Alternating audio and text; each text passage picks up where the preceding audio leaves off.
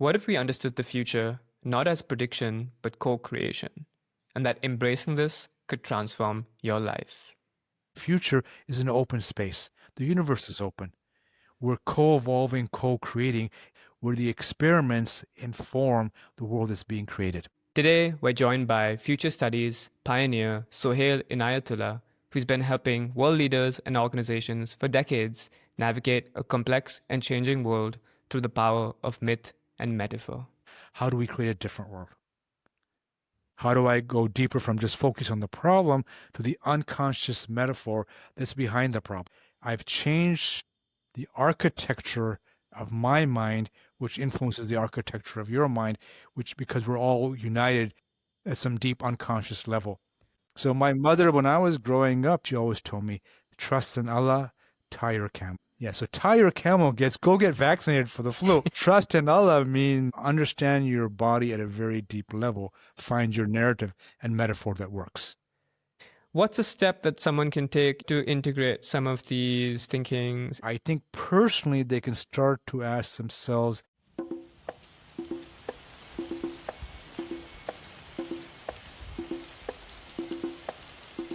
Hi, my name is Dave, and this is the Light Forest Podcast, a journey of exploration to bring more light into how we live and regenerate our planet. Sohail, welcome to the podcast. thanks so much, great to be here. Well, I've been playing with your CLA framework for a few years, and I had the joy of meeting you in person in Taiwan at APFN just a few weeks ago. So I'm really delighted to have you on the podcast. I'm happy to be here. Wonderful. Well, as we stand at the edge of the forest, metaphorically speaking, I want to have you sort of kick off the conversation with a question that I've been exploring at Light Forest around planetary crisis and systems change, rooted in the connection between our inner and outer transformation.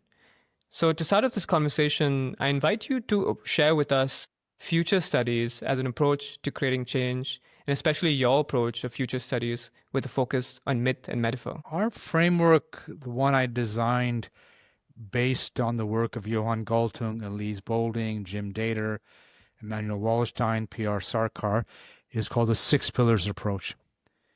And it first starts off with mapping, meaning we map the current condition and we use the method futures triangle. What's the pull, the attraction, what's the push, waves of change, and what's the weight, what's stopping us. So that's a basic analysis, and many groups use that to map the present. Then we go to anticipating what's emerging in the next 5, 10, 50, 20, 500,000 years. So we use the Moultrie S-curve. Most people focus on problems. Big Five focus on trends, where there's enough quantitative data to say there's a wave. And as futurists, we tend to focus on emerging issues. Those are weak signals. They may not occur, but if they do, they're quite dramatic in disruption. For example, the iPhone moving to an iBrain phone, how will that impact hacking, neural security, etc.? Then we go to timing. Timing is saying, well, emerging issues focuses on novelty, but is it novel? Are there deeper structures to history from the works of Suma Qian, Ibn Khaldun, and many others that say, wait a second, we've seen this before. And so that deeper structure changes our lens. For example, Johan Galtung says, well, people talk about the poly crisis, the meta crisis. There actually is no crisis. Crisis is built into the Western model, modern episteme. It's defined by crisis. So by saying there's a crisis is just saying, yes, crisis is built in because there's always contradictions which always lead to a bottleneck which always has to be solved. Then we go to creating alternatives. So we understand the issue, we know the problem, what might be some different scenarios. We tend to use the change progression method because that's not scenarios based on uncertainty, that's scenarios based on how we're changing with the world. No change, we do nothing. It's all good, or it's too much, we're depressed. Marginal changes, what things can we do that we wish to do, but we're realistic about institutional impediments. Adaptive changes, yes, the world is aging. Yes, 4 out of every 10 people who will be born or young people will be from Africa. Yes, we're seeing AI. Yes, we're seeing the UN Security Council fail over and over. How do we adapt to this changing world? Mm-hmm. And then radical changes, we're framing the issue within the terms of the present. We're adapting to the known world. How do we create a different world? Yeah. And that leads to pillar 5, which is deepening. How do we deepen our analysis from just the system to the narrative that's underneath the system? That's CLA. How do I go deeper from just focus on the problem to the unconscious metaphor that's behind the problem? So with one law enforcement group, the issue was HR is not getting the best and the brightest. Why? Well, HR is reactive. Why? At the deepest level, because HR sees itself as a ladder. You climb the ladder to success. Is it, well, how do we get a better narrative? Otherwise, we can have 100 meetings, pay 1,000 consultants, but we're still based on the ladder. Mm-hmm. Most people want to optimize the ladder, a quicker way up the ladder. And it's no, let's move to the lift, ladder to lift. Lift, you can go up and down.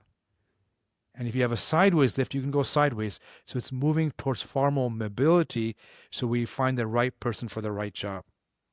And then what does HR need to be? Well, not past focused, future focused. What's the systemic changes? Well, we need an HR who's actually trying to design positions based on preferred futures, not be there as a regulator to ensure lazy people don't run the world. And then from that, we said, okay, we've mapped everything. We've looked at emerging issues. We've timed the future. We looked at alternatives. We've gone deep. Where do we wish to go?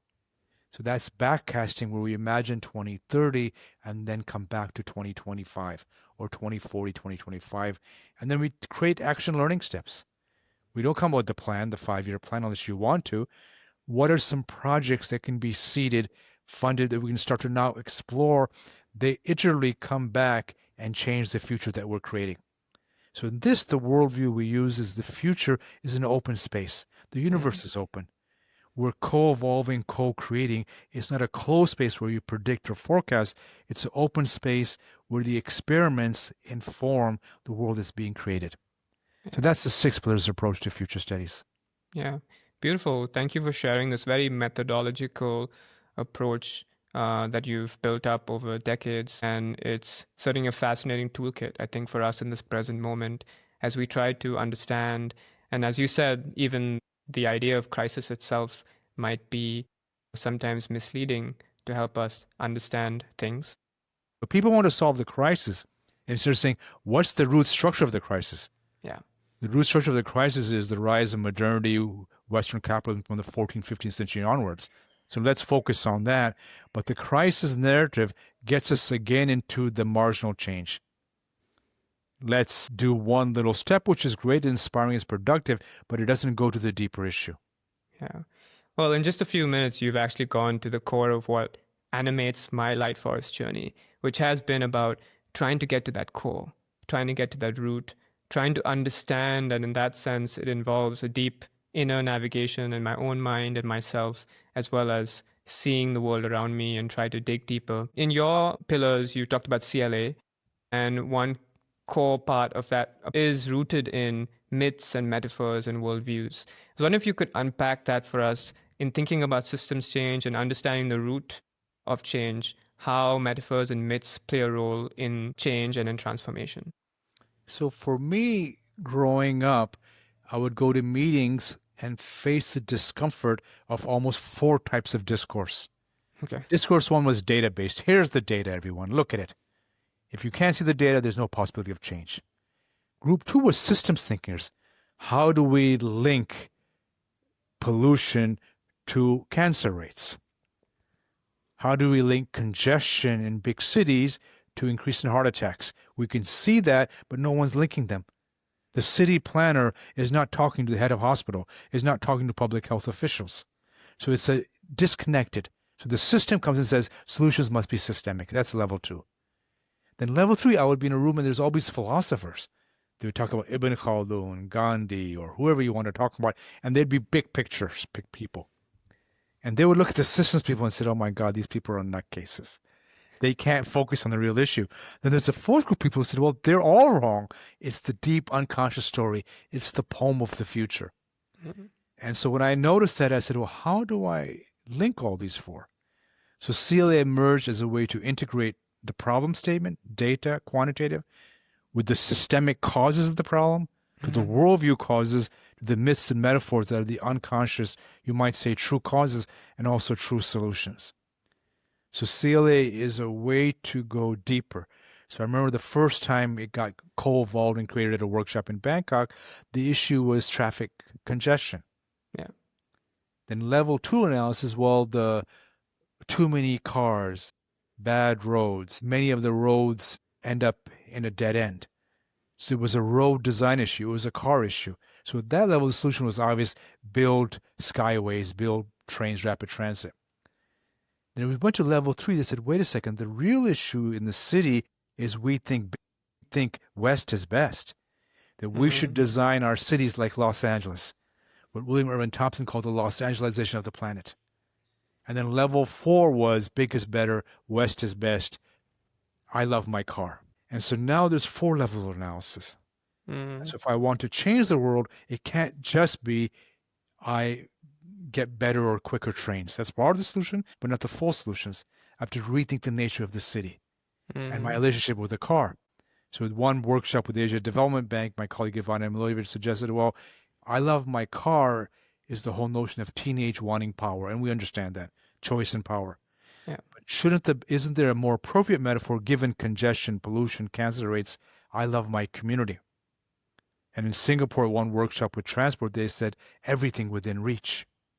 So as you change the story, you change the strategy. If it's I love my community, then we're working in a situation of measuring climate impact.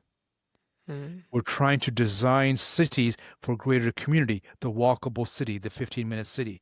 We're looking at different things. If it's merely about congestion, cars, then we just want to link red lights with green lights. We want to have the link city, which is good and powerful. Yeah.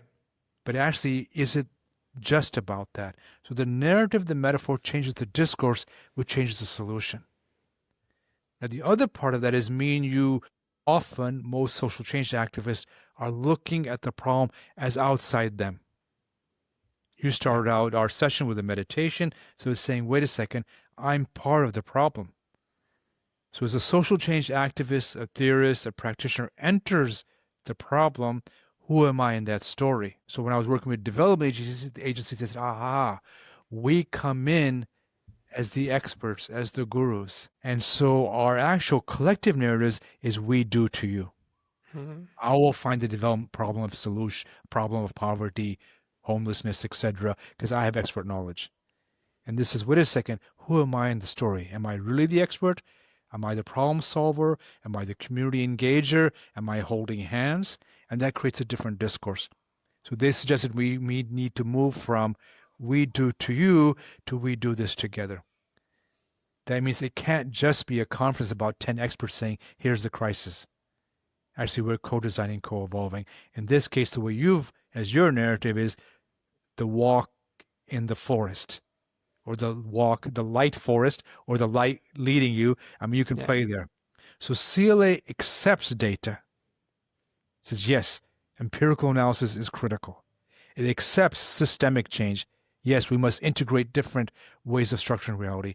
It accepts worldview, that discourses create realities which are often self-referential. Yeah. The classic Asia being more collectivist, West being more individualistic, different views of death and time. Yeah. I mean, I still remember one person saying, what do you mean by that? I said, well, your strategy is how do we change rates we pay for parking?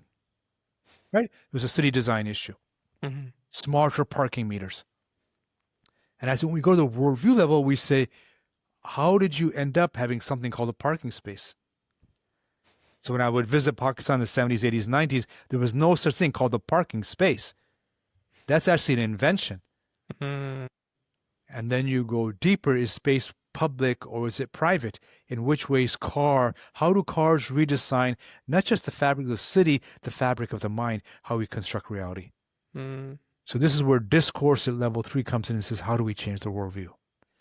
So CLA operates by going deeper, not just for deconstruction, but actually once we've deconstructed, changed worldviews, what are some better strategies? What are some new worldviews? And that we can make a difference. And you and I are part of that team.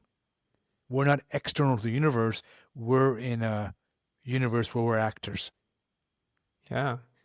No, I love it. I think it brings these seemingly issues outside and brings it back to us. And what I'm also struck with CLA is that you also have a personal CLA in which you also help walk people through questioning their own worldviews and beliefs and understandings of their self. How do you bring that into this mix? So what I've found more and more, we have a great workshop, great strategy day, next steps forward. And the missing part was individuals, leaders, and their own story. And so the CLA of the self began with that about 23, 4 years ago. So it starts out with the method is, what am I saying over and over about my day? And that's all. Yeah, this is called a rant. I don't like this. I don't like this. I don't like this. It's not, why is this happening to me? Level 2 analysis, if there's an issue, that means following Hallin's Sidra Stone, there's a conflict of selves. My pusher self versus my pleaser self versus perfectionist versus. So we map ourselves. Which selves are active, which selves are in conflict. Then level 3, the conflict has an origin, which is called a worldview event. There's some incident, some issue. It seems like the conflict is about 2025, but it reminds me of the conflict 30, 40, 50 years ago. And here's where the issue started, where the new pattern, the brain pattern started. And then level 4 is, what is the core metaphor underneath all this? And then I start to think of, well, what's the better metaphor? So I know recently at a workshop, someone said, okay, their issue was too much to do, complaining about work all the time. I'm overwhelmed. Yeah. Level 2 analysis, where I'm conflicted between the selves. I said, what are your selves? He goes, well, I'm a family man. Great. I'm a commander in my country's forces. 3, I'm also a student. 4, I'm a loyal citizen. 5, I want to be a good father. And so now, okay, that's all great, but they're in conflict with the issue. Too much to do. And worldview was, this reminds me when I was 5, the first day of school. It was all too much for me then. Yeah. And the metaphor, which was stunning and surprising to all of us, he goes, oh, I'm a donkey carrying bricks. Now, what was surprising was all of us in the room saw him as a national leader, at least an organizational leader. And suddenly he says he's a donkey. So the donkey is the lived, felt, metaphorical experience of day to day. I said, okay, now let's stop here. So I said, as a pedagogy in the room, there was a trusted environment. What's the better story for him? Because he couldn't figure it out, right? Because you're in the issue. And someone said, well, instead of seeing yourself as a donkey carrying bricks, how about you're creating a home and investing in your future? And suddenly his body went like this, stood up straight. He's, now I've gone from overwhelmment to focused purpose. And that changes it. So I have one wonderful PhD student who you met in Taipei, and he's really, really, really smart. And he'll probably hear this interview. So I just want to praise him there. But his smartness is from the ability to be multi-directional. And I said, so this is great, but the wrong skill for a PhD. You're going to be doing this and doing that. You have 3 years. You have a job. You have a partner. You need, And he says, so what's the better story? I said, right now we worked together. He said, okay, you're a river meandering everywhere, which clearly is the fun part of the PhD experience, exploring everything, right? Yeah. But you only have 3 years and sometimes even less. So I said, now let's say, what would a better narrative be for you? And he was very good. He goes, I get it. I'm Arjuna with my arrow. I said, who's the chariot? He said, my wife and my community are the chariot. Hopefully they'll support me. Then I said, so who's Krishna here? Staying with this narrative. He goes, Krishna are the supervisors. Saying, now's the time to fire. Focus on the research question. Do 10 pages a day or 1 page a day. So we went from the meandering river, which is lovely, wonderful, It works as a curious learner to wait a second. I have a very clear time deadline. Mhm. And so now I must be like Arjuna, firing the arrow, community supporting me, and supervisors being like Krishna said, now. So he went away and we went away very happy with the new story. And clearly when he leaves the PhD, he can go back to being the meandering river and choose many careers. Yeah. But for right now, he's clearly Arjuna. So he can become the wandering monk or whatever he wants to do. Yeah. So this is the power of applying it to ourselves so we gain strategic clarity. What steps do we take? Yeah. And narrative clarity. How is it that I'm describing reality in terms of shaping who I am and shaping where I can go? Yeah. Now, there's a debate why all this works well, but that's the second question. Yeah. Beautiful. I mean, thank you for sharing these questions with us, and perhaps listeners can also play around with these questions for themselves. And I mean, I'm struck by almost, it feels like bringing in a therapy session into, workshops and thinking about the world, and the ease with which, you help probe people to ask questions about their own selves and start to question reality more and more. I think that's, having experienced it as well, to find really powerful. And I'm struck by how you are continuously and so easily converting what you see into metaphors and stories. Is that something that you've always been good at growing up? Like, how did you start to make that connection for yourself? Well, 2 points. One, future studies is therapeutic, Yeah. but we're not therapists. We're there to clarify visions of the future so we can enhance and create our preferred future. Yeah. In my own journey, I would say my main focus was quantitative analysis. So my first job per se was a graduate teaching assistant for Professor Doug Bai, and he was teaching political statistics, and I would grade his papers and assist as much as I could. So my joy was, of course, quantitative analysis. Yeah.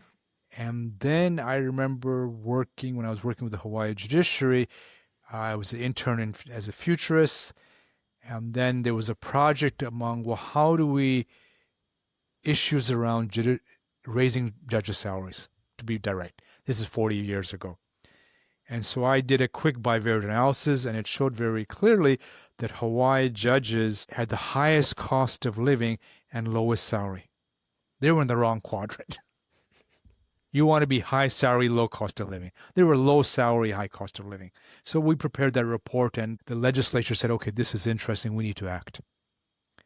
So my assumption was policymaking emerges from rigorous, valid, quantitative data analysis. Mm-hmm. Now, as I started to read Foucault and Michael Shapiro, and the head lobbyist from the judiciary came up to me and said, that was great. Now let me tell you how the real world works. And he spoke in story. Mm. And my takeaway wasn't that metaphors are better. My takeaway that both are important. Yeah. And that narrative defines reality, but you still need to wake up and go to work, or still need to, what they said, what the Zen people say, right? Yeah. Carry water. Yeah. Chop wood and carry water. Chop wood and carry water. Although these ways now we would reconstruct that, which made sense in a pre-climate change extinction phase. In this phase, maybe we're not chopping so much wood. So yeah, all the wood's been chopped. All the wood's been chopped. We need cleaner water. So this is the whole futures accepts old stories and says, are they still relevant? Yeah. And then we redo them. So for me, it's actually been learning from everyone. Yeah. And when I have MBAs take my courses or senior leaders, they get a bit hesitant there. And then I ask them, so what are you hesitant about? And they say things like, well, this is good, but I'm in charge of strategy. I have to make the money. I have to make sure we're on a ship we're all on the same ship navigating waves. I said, so you use metaphor to say we don't need metaphors. They go, what do you mean? I said, well, you just said we're all on the same ship navigating waves. We're in a room in a business school. I don't see a ship here. And the whole room gets it. That leadership understands data, but uses story not just to communicate. That's a marketing gang. No, it uses story to define reality, to ensure whatever strategy or action or policy we want. And the empirical data supports that over and over. Yeah. So I have made the transition, and with MBAs, I say, to become your position, you have to push away a skill set, storytelling. That's great if you're a CFO. That's great if you're head of strategy. But if you're going to be the CEO, the prime minister, the head of the board, or a real change agent, you need to bring story back. So I presented this to one large international development agency, and one of the people in the room just did this. He goes, now I understand. I go, what do you mean? So he goes, I flew 12 hours to the board meeting. I think it was Nepal on water crisis. Spent 6 months on a proposal, and my proposal was pushed away because the other guy had a much better metaphor. And he said that changed everything for me. He said, oh, I had the right report, but didn't have a story that was compelling. Yeah. Well, you've been building this soil for decades now. And I feel like our planet is just reawakening to the power of story. I feel like for the past couple of decades, the big data, right? This idea that data driven, till today, I see advertisements for public policy schools. I think I saw one from Lee Kuan Yew School in Singapore, join a data driven revolution. And I'm thinking, this is 2025. Are we still on that old story? So I love what you just said. What it spawned in me. So we want big data plus big story. That's my takeaway from your comment, which I never saw it before. I see big data and think, okay, of course we want better data visualization, but data is nested in system and worldview and metaphor, where the data gang often are unconscious of how their reality is the tip of the iceberg, not the entire iceberg. So I think I love what you said. So it's big data plus big story. That makes the change. Big data plus big story, that makes a change. I can see the headline for this conversation. We did it. Thank you. And this is where what you've been saying, the walking the forest is not alone walking. It's dialogical, it's walking together. So my role in future studies, I learned from this one guy. I remember he was the AI designer before AI. And I said, what's the secret of your success? He goes, oh, everyone wants to be the smartest person in the room. I want to make everyone smarter. And I said, okay, so you're not trying to have your ego compete with other egos. You're saying in the room, what's needed? I mean, that's a Zen Taoist spiritual approach. What's needed right now? How do I find out what's needed to create where we wish to go? Yeah. And I found that very powerful. And of course, it takes away any anxiety about having the perfect self, having the amazing performance. Because no, the performance is co-created, co-curated by everyone in the room. We work together. And in that sense, anxiety becomes a friend, not debilitating. What's the right method? Yeah. That said, as you can see from my approach, what people say they love is structure. I'm social science trained. It's a structured methodology which puts together great thinkers in a very simple way. Yeah. Yeah. I want to take you back to something you said earlier. You talked about the meta crisis, the poly crisis, and how our understandings of crisis itself can be so Western.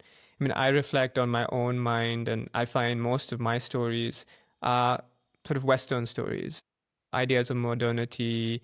And in this present moment, then, as we're shifting and changing, how do you see the narratives around metacrisis and polycrisis, and how do you help speak to people about it and add this flavor then? I was rereading Johann Galtung. So my PhD committee was Galtung, macrohistorian, data, futurist, Michael Shapiro, post-structuralist Foucauldian, Robert Boblin, expert of religious studies and Methodist Buddhist, and Bob Stauffer, expert on political economy. And so I thought, okay, when I was reading Galtung, that one sentence hit me. He said, crisis is built into it. So the issue is not just solving the crisis, but what's a better way of thinking about reality. So this was quite powerful for me. Remember when I did a report on the future of the United Nations, everyone says, well, how do we develop a better UN? Is it changing the Security Council system? Is it only 10 vetoes a year? Is it too much veto? So these were structural recommendations. And as I read Foucault and others, The issue was, what is the eligibility to be in the UN? Nation state centric. Yeah. So now I'm solving a problem within the terms of the problem. They said, oh, so what's the better solution? Well, what about one person, one vote, one planet? Yeah. So the APFN suggested, do I prefer a world run by 5 billionaires or 8 billion? Now, both have risk, but this narrative shift was important. So the structural issue is how we define reality, what are other definitions? So we could say, okay, from nation state to citizens involved. And I think you would add, given your core metaphor, why isn't nature as a rightful entity allowed in the room? Yeah. We know nature should have rights. Chris Stone's fantastic. Should trees have standing? And so how do I design a UN system, a governance system, so nature's in the room? Is it a chair, an empty chair that represents nature?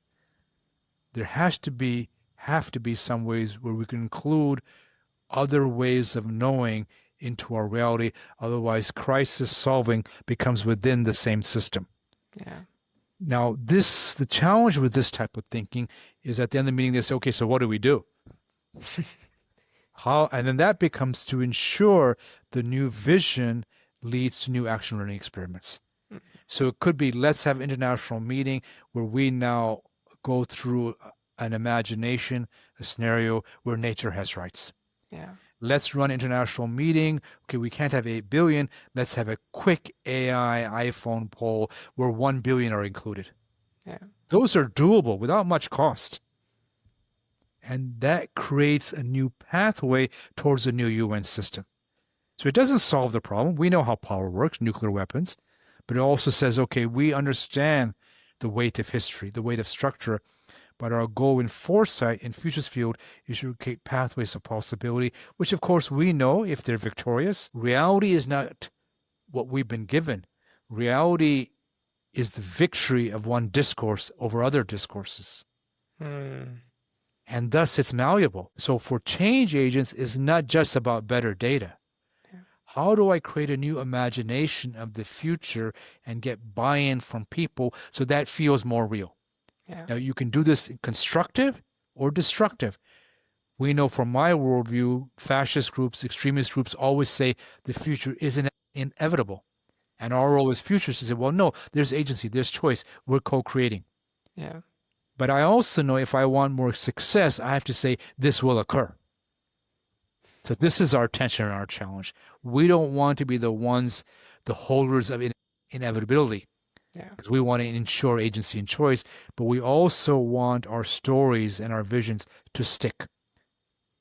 And the sticking comes from me from action learning, prototyping, trying, and having worldview buy-in, not just data buy-in. Yeah, this oftentimes when it comes to the future, I often hear stories like technology is just coming, like it's just happening, it's inevitable. And it almost hides the fact that actually, no, we are investing in things, we are creating things. It's we as people who are creating this. It's not falling from the heavens.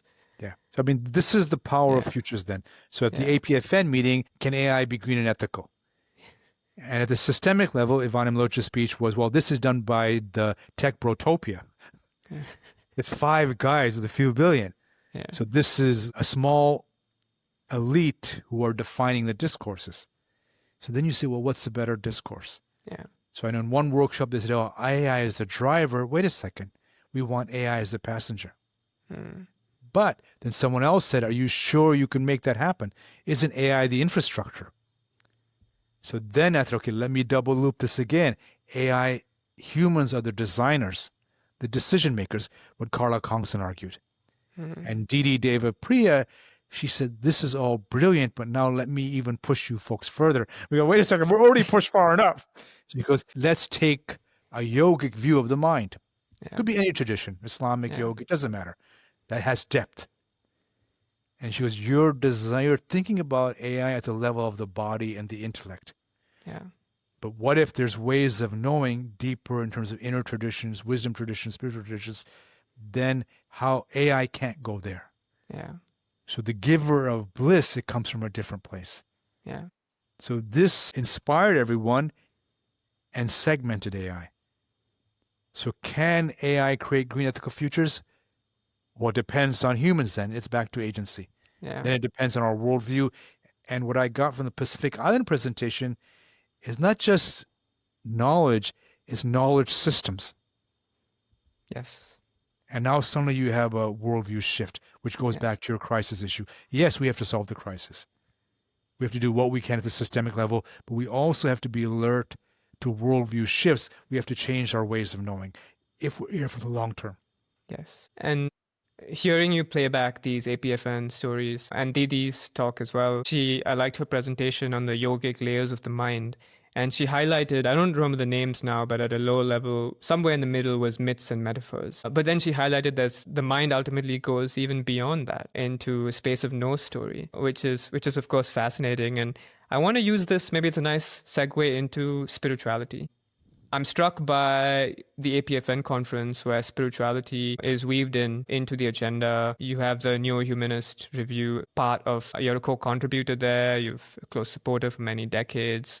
You've talked about ways of knowing. Can you expand a little bit on that and how spirituality is relevant, particularly in our present times when maybe where there's a debate around which stories do we want? There's a question of who are we? These very core stories of who we are, what's our relationship with nature. How do you see spirituality in that? So let me first start with a story. I was running a workshop with Brisbane City Council 2 decades ago, I think. And Lord Mayor Jim Sorley was the mayor. And it was a really good workshop on how to make Brisbane a greener city, more livable city. And he said, okay, this is all good, but now let me pose you all a different question. What would a spiritual city look like? And we were like, what? And then that started a whole reflection for me and others. What would a spiritual city actually look like? So the Asia Pacific Futures Network clearly is pluralism. The whole notion of many traditions, many civilizations, one planet. So how do we ensure it's pluralistic? Yeah. So for me, I use the diamond model. So one, there's a practice of spirituality. And different traditions have their own practices and you can rank them. I'm not so interested in that world. But clearly there's an actual practice of spirituality where you're sitting, whether you're breathing, prayer, meditating, walking in the forest. There's a whole, that you can contour. But there's a practice, a lived, definable practice. The second that comes out over and over, there's a service part. There's doing something for others. The main ego shrinks a bit and we're thinking about others. Yeah. So that comes across in every tradition. The third part is there's a notion of something beyond. Whether it's immanent, external, but there's something or grace, there's a transcendental, there's more than my particular body. It could be in the body. I don't want to get into either or with those debates, but there's something about immanent, there's something else. That could even be purpose. But there's a quietness, something that's experienced. Yeah. So those three are really critical. And then there's a fourth, I think, is the narrative part, the emotional part. So I would try to mix all four. And our question is, and how do you embed that in lived reality? Yeah. I remember one conference in Turku, we suggested that they said, okay, let's have a private Zen room. Mm-hmm. There's so much going on in the conference. Let's have a room that's elegantly designed by an architect where you enter and you feel quietness. I thought that was a good solution. But that's level one analysis. It's the systemic analysis. We have noisy spaces, the plenary. Let's have a system of a quiet place. Now with CLA, we ask ourselves, okay, we already made the worldview shift. A conference must be scientific, rational debate among intellectuals. No, we're seeing a conference as a place of multiple intellectuals, activists, gardeners, citizens, different places where people can vocalize intent. Then we go to a metaphor. What would the metaphor look like of this? So then that becomes, how do you bring in the spirit into a living conference? Is it people feel connected? Yes. Is it people feel their space to be quiet? Yes. Is it where people feel they're accepted? Yes. Is it where people feel beyond rational ideas, there's some ideas that evoke transcendence? The ineffable. Yeah. I know this may sound strange to some of your speakers. I was running one course, again, it was a business exec course.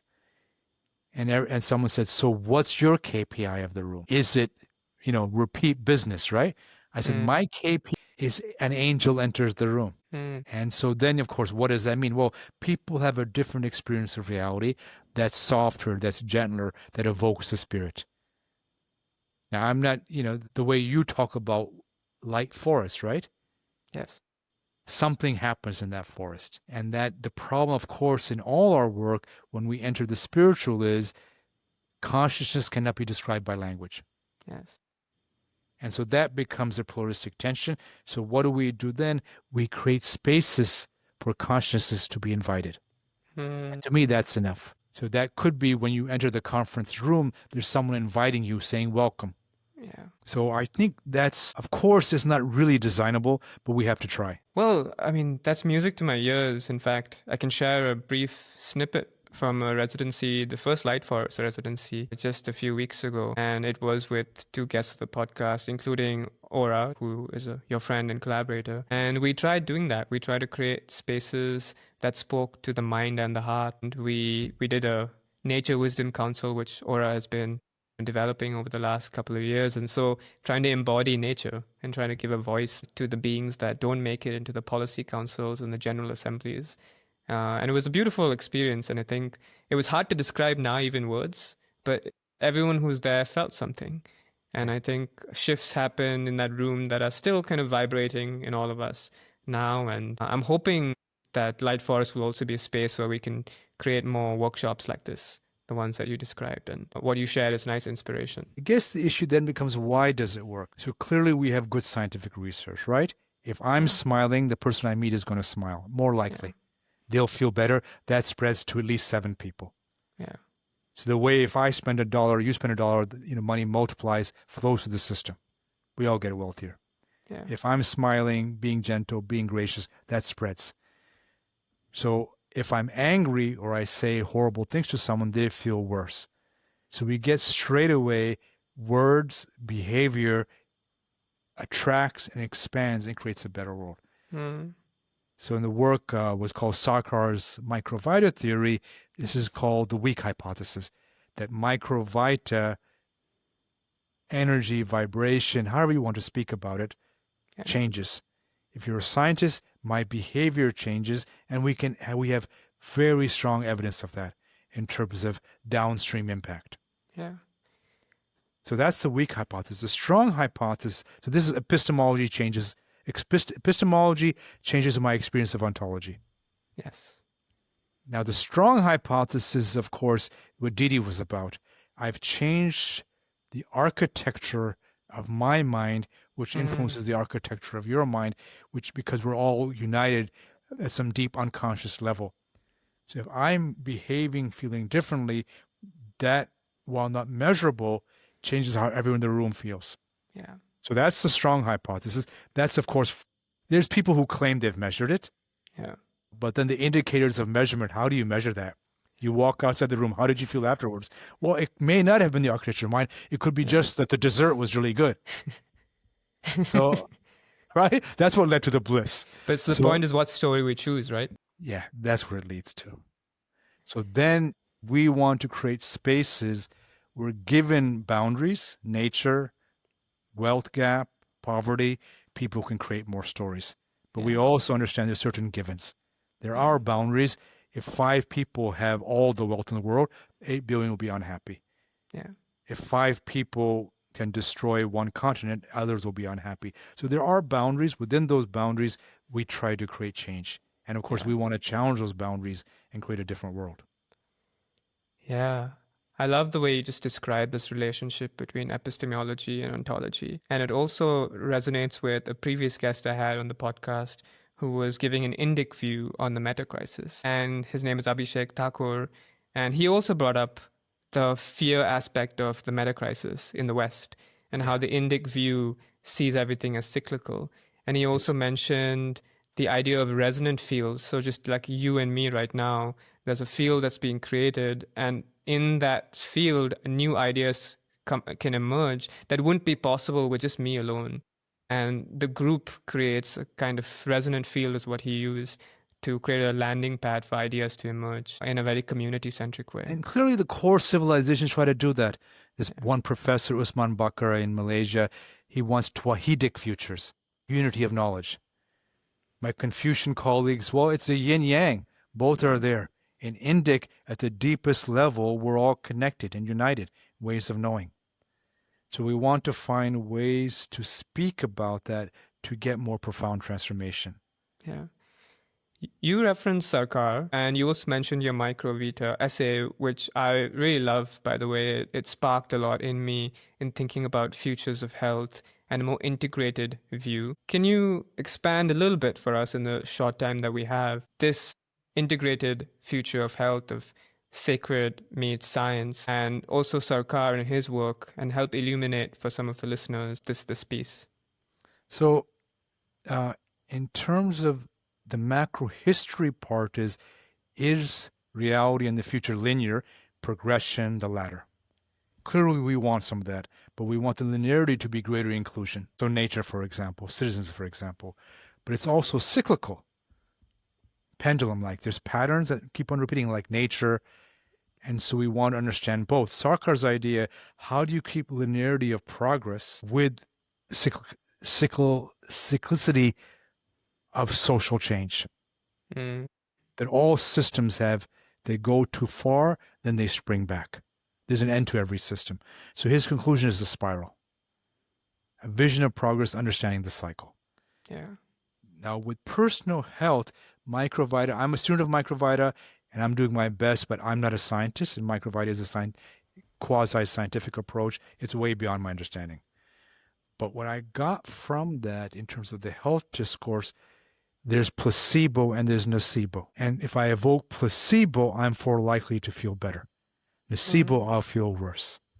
I remember the GPs I would go to, they said, this internet has made my world worse. I go, what do you mean? They go, I know the data. Patient comes in and they think I have an issue. I just say, no, you have no issue. Just take this. You'll be okay. They trust me. They get okay. Yeah. With internet, they're now going to test. And they go, oh, wait a second. There's 82 studies that says I won't be okay. And so he said, now I not just have to prescribe, I have to deal with nocebo. So this goes to worldview, constructs my health reality. And this also lends itself to narrative. One workshop I did with a group of surgeons, I said, how has your work changed? They go, well, most of our work is now we see it's narrative health. So I said, for example, they said, well, I see patients, they want a new knee, but they're 40, 50 kilos overweight. I said, well, I can't just give you a new knee. You need to do this as well. Behavior modification, diet modification. They said, wait a second. The president or premier of my country said, it's all going to be okay. Don't worry about it. Trust him. And he said, well, yeah, you lived in the old authoritarian story. The new story is, I take charge of my health. That shift for some generations is very difficult. For your generation, everyone's always thinking, how do I take charge of my health? Now it can go too far. Doctor knows best to patient's always right. Both are, of course, just half the story. Yeah. Again, it's that dialogue. Patient plus doctor learning, working from each other, reading each other's signals. So the Microvita part is, how do I invoke placebo as much as possible? Meaning the issues, of course, is diet. Of course, is behavior. Of course, it's the structure of the world economy.